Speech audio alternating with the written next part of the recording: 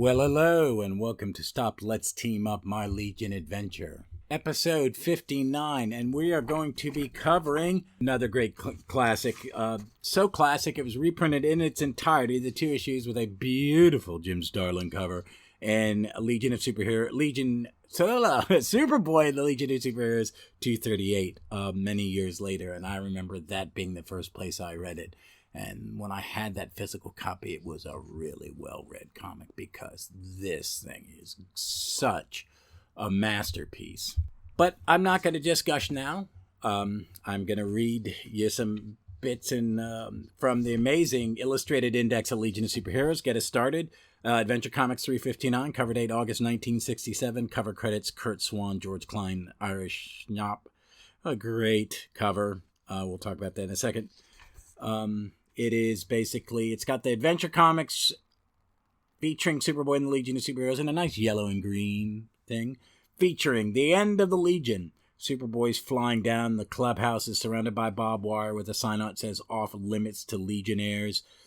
Two goons are harassing handcuffed Invisible Kid, Element Lad, Colossal Boy, and Cosmic Boy as Superboy flies down. Superboy says, "Great galaxies! The Legion has been outlawed! All members arrested!" But why? While the guard's going, "Get a move on you, punks! We all have some nice cozy cells reserved for you." All right. That's a fun cover. Credits on this one. Editor, plotter, Mort Weisinger. Plotter, scripter, penciler, Jim Shooter. Layouts only. Penciler, Kurt Swan, George Klien, inker, Milton Snappin, letterer.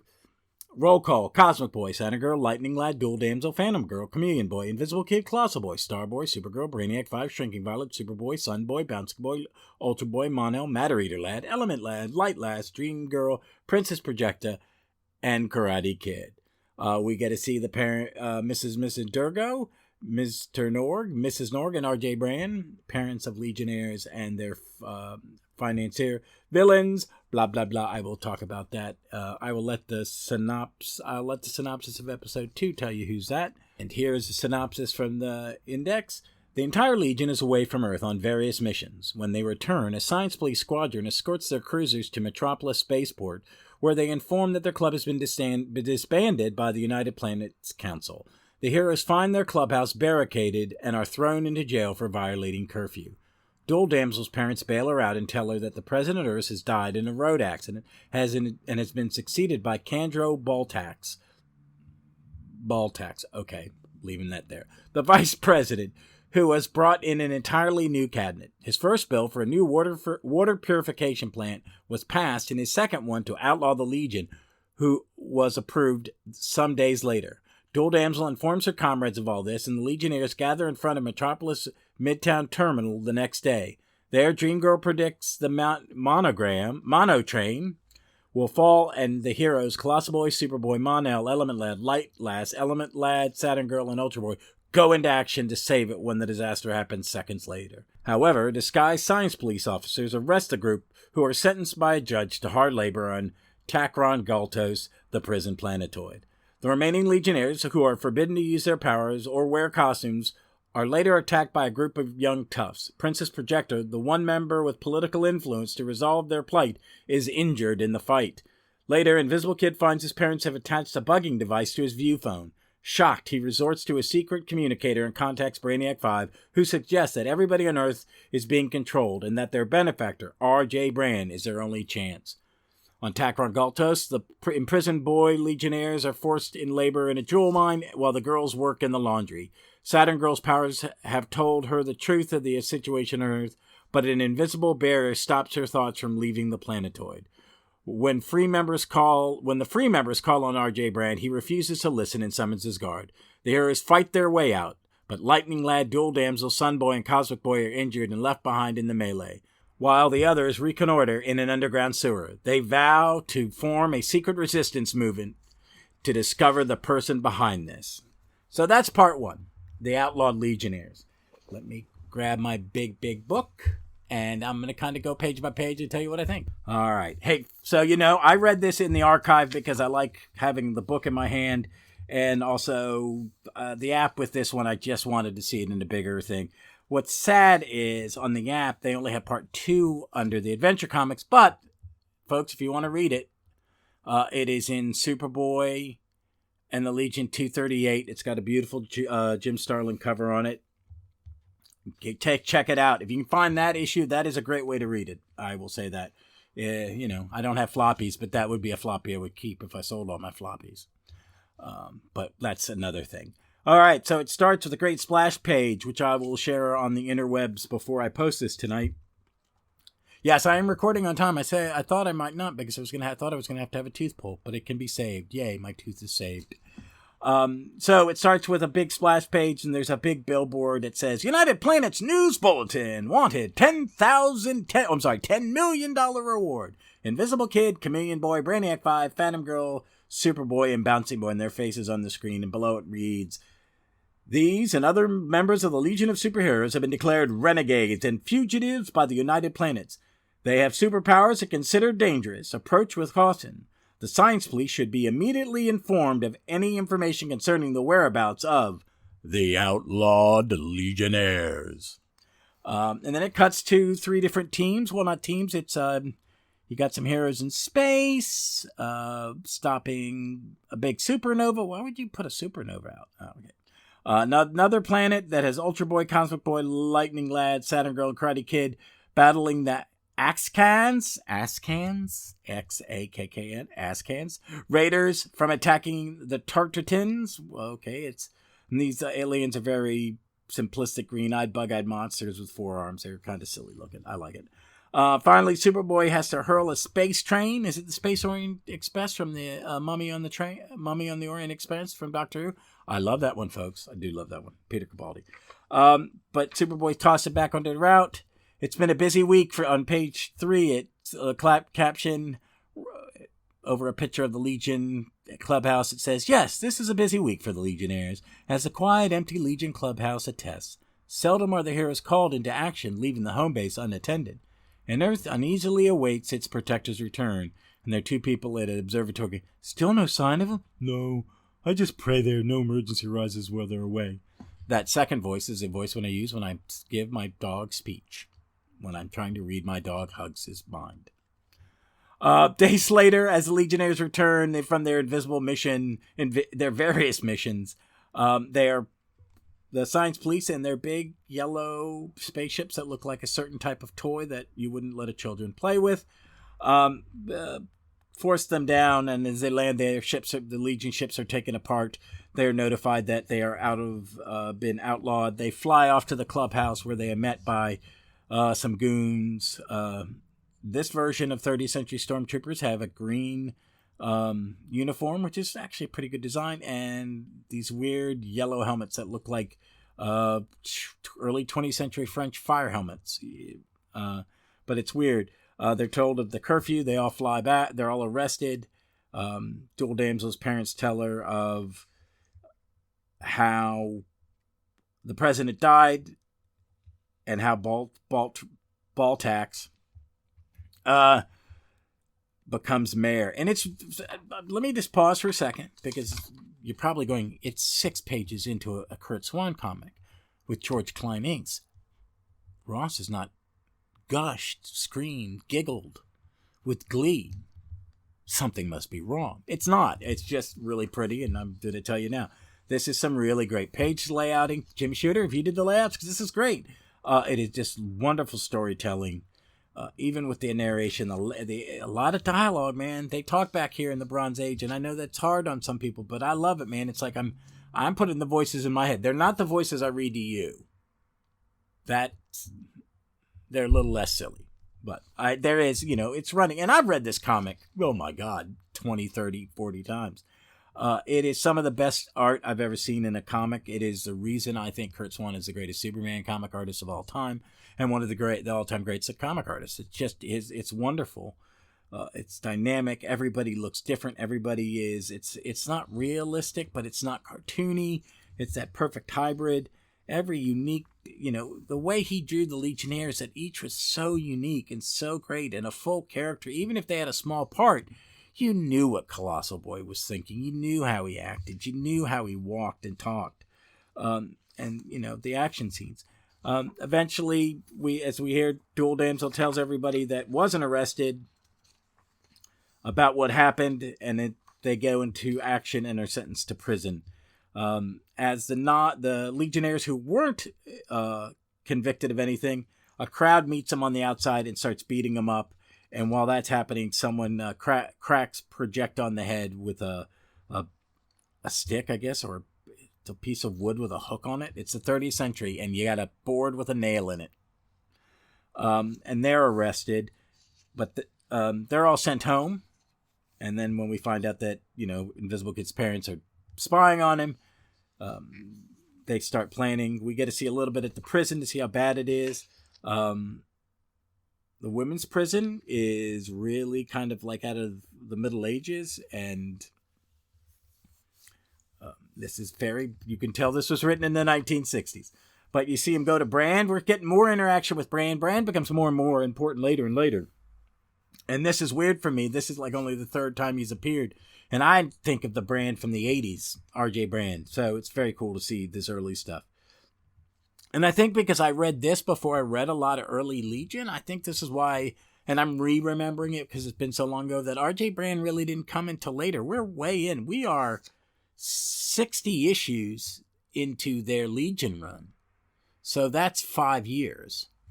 And that doesn't count the stuff before, the adventure run before that. So the Legionnaires escape, some more great action. I mean, really, it's like the Great Escape. That's what I kept thinking when I was reading. Or as much as, I like war movies. I'm, of that age that they were still commonplace. And I watched all the old classics, and I really liked 70s war movies in a great deal because I was a kid then, and then they were the things that were on endless repeat on Channel 5 and Channel 20 in DC. So I liked The Eagles Dare and The Longest Movie, The Longest Day. More so the Bridges one, and one of my favorites is The Great Escape. I would say my favorite two of my favorite war movies ever are The Great Escape and Kelly's Heroes, and I would add a couple others to that, but those are two that Channel 5 in DC when I was growing up, man, they showed the hell out of it. But and you have these 1, 2, 3, 4, 5, 6, 7, 8 Legionnaires hiding out and promising to become a resistance like the Maquis in France, it seems. So let's get on to Adventure Comics 460 and the second half of this amazing epic. Again, this is from the Legion Index from ICG in the early 80s. This is Adventure 360's cover date, September 1967. Cover credits, Kurt Swan, George Klien, Ira Shop. Story is called The Legion Chain Gang. It's 24 pages. Part 2 is called The Legion Spies. Credits are Mort Weisinger, editor, plotter. Plotter, scripter, penciler, layouts only, Jim Shooter. Kurt Swan, penciler. George Klien, inker. Milton Snappin is the letterer. Roll call: Cosmic Boy, Saturn Girl, Lightning Lad, Phantom Girl, Chameleon Boy, Invisible Kid, Colossal Boy, Star Boy, Shrinking Violet, Superboy, Sun Boy, Bouncy Boy, Ultra Boy, Matter Eater Ladder, Dream Girl, Princess Projector, Karate Kid, Dual Damsel, Brainiac 5, Mon-El, Element Lad, and Light Lass. Supporting character, Ron Vidar. Cameo appearances by a bunch of other people, and I'm going to keep some of it at the thing until I read the synopsis and who the big bad was, even though most of you, if you're listening to this, you probably read the comic. But you haven't, go read the comic, and then I hope you enjoy it with all the spoilers. All right, synopsis. The Legionnaires wander through a maze of sewers where they discover a hidden passageway leading to one of Lex Luthor's secret lairs. Using his advanced machinery, they recreate their costumes and eat. Then lay plans to free Cosmic Boy, Sun Boy, Lightning Lad, and Dual Damsel from jail. At the same time, President Baltax receives a report from Bruegel, the warden of Takron Goltus. Baltax then visits his son, whom he keeps a prisoner in a locked room. The boy refuses to speak to him, and after Baltax leaves, he loosens the screws in the ventilator grill and escapes. Meanwhile, the Legionnaires, under the leadership of Espionage Chief Chameleon Boy, successfully free their captive comrades from jail and retrieve their confiscated flight rings. They regroup at Luthor's lair. They deduce that Earth's water supply had a hypno-chemical put into it, and Brainiac 5 concocts an antidote. At the water purification plant the next day, the Legion creates a distraction to divert the guards while Brainiac 5 pours his antidote into the water. In the melee that follows, Brainiac is slugged from behind by the guard, but the antidote-treated water rains down on the guards, freeing their minds from Baltax's control. Baltax is captured and revealed as a disguised Universo. His son, Rod Vidar, explains his father's scheme to the Legion, and all return to the clubhouse. The imprisoned members on Tongrakos have been freed themselves and arrested Bruegel and returned to Earth. Ron Vidar is awarded honorary membership of the Legion for his courage. Another great issue. So let's get into what I thought of it a little bit page by page. First of all, the cover is amazing. It's Mon-El, Superboy, and Ultra Boy breaking rocks, diamonds being... for some reason, the guards on Talcon Gultus are doing Roman cosplay. So it's okay. And the splash page, which has the two panels, some of the heroes on Talcon Gultus and the Talcon Galtos are mining, and Mon-El saying, "You'll never escape, Superboy, and our buddies need us to help take over the Earth." And below, the science police are getting their tail kicked by the Legionnaire Resistance, where Invisible Kid is saying, "We're outnumbered without Superboy, Mon-El, and Ultra Boy. Besides us, this looks like our last fight." And then the caption box is, "Watch out for flying debris. A gang of guerrillas is out to overthrow the Earth's government. Where are those defenders of law and order, the Legionnaires? Why, they are the rebels!" And all this, but the ones who have been arrested and put in irons, they're the Legion chain gang. And you get to see, a couple pages of flashback. Recap, so if you missed the previous issue, you can get it back, and it is gloriously illustrated by George Klien and Kurt Swan. I will give them equal billing. And when we finally catch up, which is on page 4, we get to where there's new material. Well, not flashback, the other stuff was new. It wasn't reprint. We find them in these amazing sewers, and they're all wearing like civvies, but they all have a hint of their costume on it, in a way. Starboy's got a big green star on. Karate Kid's got they're monogrammed. They find 1,000-year-old Lex Tech, and it's still top of the line, and they make their plans. And we find out that the warden is working with Baltax. It's Bruegel and Baltax. What a double act. And then I think if I was reading this as a kid and I would have remembered, maybe it's just 30 issues ago, or it's not even that, when we first are introduced to Ron Vidar and his dad, Universo, but I think you would have recognized him. He's wearing the more traditional Matador jacket. It's purple and white this time. It's a great costume. He's a great character design.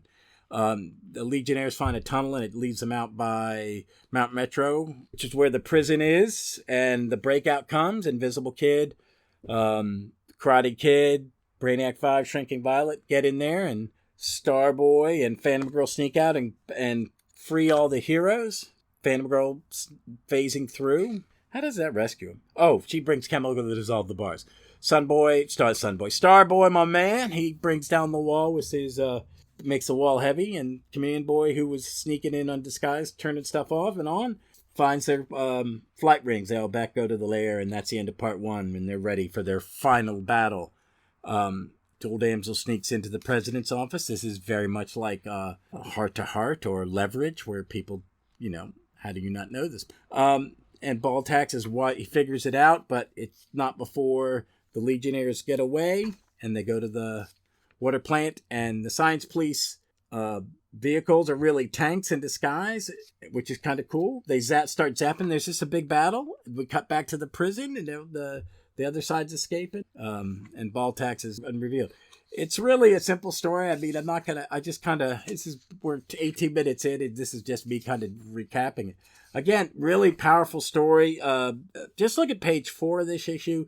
The design of the sewer is just beautiful. Like it's like a movie set. Some of the machinery is kind of cheesy, but it's just a really well-crafted story. I mean, it's hard to believe that Shooter's 14 or 15 years old. I mean, again, this is I think I liked Surprise Mysterious more, but this is still, I mean, if I was to do a top, you know what? When I finish Adventure Comics, since this podcast, My Secret Adventure, my League in Adventure, I named it that because of Adventure Comics being so important to it's why it's a great comic. So when I get to the end of Adventure Comics run, I'm going to ask everybody to, pop in their top 5s of this era and the era before it, which would be, I would call the Forte sci-fi writers. So everybody would pick their top 5 of each. But I'll put that out on the interwebs soon, and we'll see what happens. So it's just really well made. I mean, it's just a beautifully told story. It's why Silver Age is glorious, folks. I mean, I get it. We all as comic readers kind of latch on to the era where we get in, and I get it. And we look back and goes, well, that's not how stories are told. Stories were told differently, and it's a different thing. And I get it. I'm a Bronze Age guy, and I hear people younger than me go, well, I don't really like Bronze Age. I like Modern Age. You know what? I get that, because 85 on 83 on is some of my favorite comics, and I'm not going to say that the Modern Age at post-Crisis or like right before Crisis is just, there's some great stuff coming out in Marvel and DC, and they're trying new things, and it's just amazing. And then I get lost in the 90s, except for a few things, and I come back in the early aughts. And now there's stuff I like, and I'm refreshing. But I started with the Bronze Age, and I had to go back, and I really had to kind of learn to appreciate Silver Age. There were a handful, like Superman Under a Red Sun. My brother had that, and he made me read it, and it's still one of my favorite Superman stories of all time. It's another reason I love Kurt Swan. I have a huge soft spot for Dick Sprang Batman. Really love it. My brother, and Wayne Boring Superman. My brother just shoved it down my throat, and it still sticks as something great. But I had to kind of learn to love it. But Legion, it was easier because there was stuff like this. This is an incredibly good story. This is an important Legion story. This is why Levitz and Giffen are Legion fan. This is why their stuff is good. This is why Cary Bates, Mike Grell stuff is good. It is why they are really just building on this. There was a foundation laid by the previous people, but now we're talking, this is the superstructure. This is the bones of it. This is the heart of it. This is where it all kind of comes from. And it's stories like this, Stir Prize Mysterious, this one, and several others. And one we're going to do in a few weeks when we get to meet Mordru for the first time. So, it's just so good. I cannot stop gushing about it. Really, go on the app, read Superboy and the Legion of Superheroes 238, read it twice. And then, come on. I'd love to hear what people say. And I really would, because this is such a powerful comic. I'm going to put some images up in a little while when I'm editing, sitting, and just letting it sink in how much. It's been a rough week at work. And I say that every time, but I work in healthcare, and just a lot going on. We're short-staffed. I'm having to balance weird hours because I'm not supposed to have overtime. And hospitals are hurting. We're all trying to, do more with less, and so I'm a little tired and a little stressed out, a little persnickety, my poor wife. But I feel 1,000 times better because I read this comic. So that's what art, pop culture, and whether it be a comic book, music, TV show. I watched Picard today. My buddy Ken came over. We watched Picard, episode 6, The Bounty. I'm really digging it. I'm just really digging this season of Picard. I think it's one of the best seasons of Star Trek I've ever seen. It really is blowing my mind. It's a lot of fun. And again, it cheered me up. It gave me the joy of what art should do. Art should you think. It should make you laugh. It should make you cry. It should make your heart beat. But it also should just help your mental health. And reading comics helped my mental. And it just is great. I loved it. Enough gushing. Okay, so Saturday. I'm not recording this weekend's episode till Sunday. And it's a busy day. I'll be recording with someone else. I'll be doing a Doctor Who recording with Victoria. I'll be doing more with Billy, which I'm looking forward to. But Saturday, I'm going to GalaxyCon, Virginia. So Saturday, when I get back, I think I will sit down and maybe even have my wife come on and tell you what she thought. We're going to go have some fun. I'm going to get my picture taken with David Tennant. It was supposed to be with Catherine Tate, David Tennant, and Alex Kingston from Doctor Who, but the ladies have had to bow out, just hoping that Mr. Tennant does not. I'm looking forward to having a picture of another doctor on my wall. So I'm excited. But there are other people there. Jeff Lemire is going to be there. I'm going to take my complete Sweet Tooth compendium and have it signed by him. I have my volume 1 of Black Hammer signed by him. I did find that trade of his Green Arrow in the little library around the corner from my apartment. I may take that. But we're going to have fun, me and my wife and our friend Anna. She's a Marvel fan. We go to the Marvel movies together and laugh and giggle and have a good time. So we're going to have fun. We went last year together and we had a blast. So I'm looking forward to it. GalaxyCon in Richmond is a lot of fun. If any of you on the Eastern Seaboard ever, it's this time every year, come down sometimes. I don't think it has as good a guest as, say, Baltimore and Heroes Con, but it has guests, and maybe we could have a meal together. Any of you podcasting people, sometime, come on down. We'll meet, enjoy. I'd love to meet some of y'all. So that's it. So that's kind of the plans. But the episode for Sunday will be Stargirls issues 4 and 5, because I've been behind on doing that. I was waiting for a good issue to read with it, and now 5 has dropped on the app, and I really want to talk about it. So a lot of fun coming up, and more Starman on Tuesday. But until you guys hear me again, it's, the normal. Be safe, be smart, be kind to one another, folks. World's crazy place, and read some comics.